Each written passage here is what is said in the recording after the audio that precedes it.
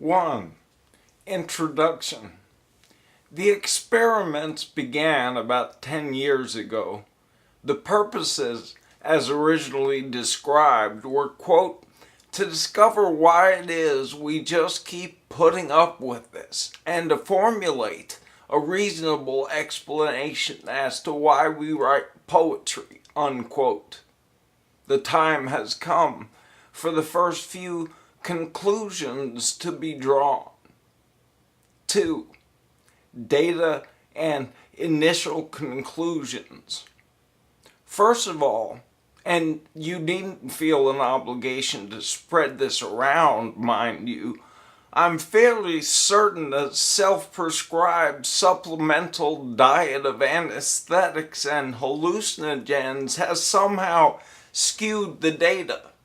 Realizing that an ideal world is only found in textbooks, I have decided to proceed with the analysis nevertheless. Secondly, there is growing doubt that I, the only specimen in this investigation, am in fact actually living. The appearances may be there, the bells and whistles, the stench, the attitude, but the inside, the inside has been acting of late more and more like some kind of a renegade vacuum, devouring everything within sucking reach. I'm terrified the pressure difference between me and the rest of the world is growing, and that at any moment I might finally suck myself through some hole in the God-forsaken ground. Which brings me to the third and most important conclusion of all. I write poems to sew up holes the way one stitches wounds. I have holes that need closing and 10,000 reasons for suspecting my life has been leaking out behind me. 10,000 people I never stopped for. I have clawed my way on occasion through the center of the very earth, have come out on the other side and have still not stopped. I write poems for the people I almost really knew over there, but did not finally stop for. 3. The truth.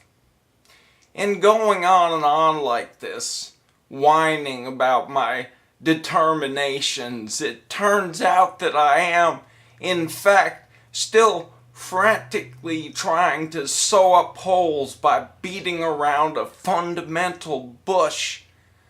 What I really meant to say, what I really meant to say was this.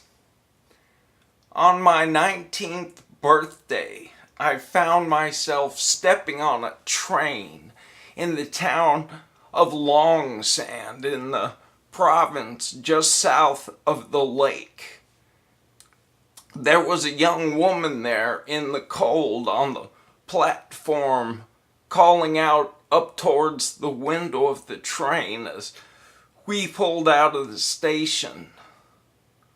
I write poems because I want to know why trains are only on time when they leave.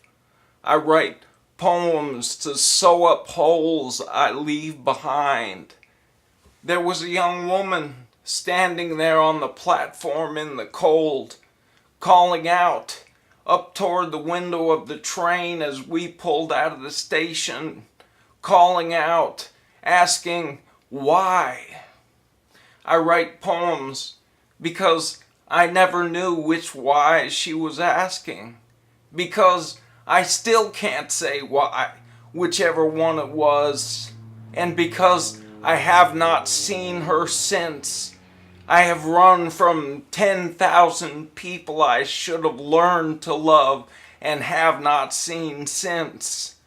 I run, I write, I do not stop, I do not really live. 4. Closing remarks. It may well be that my conclusions thus far are misguided. The experiments continue.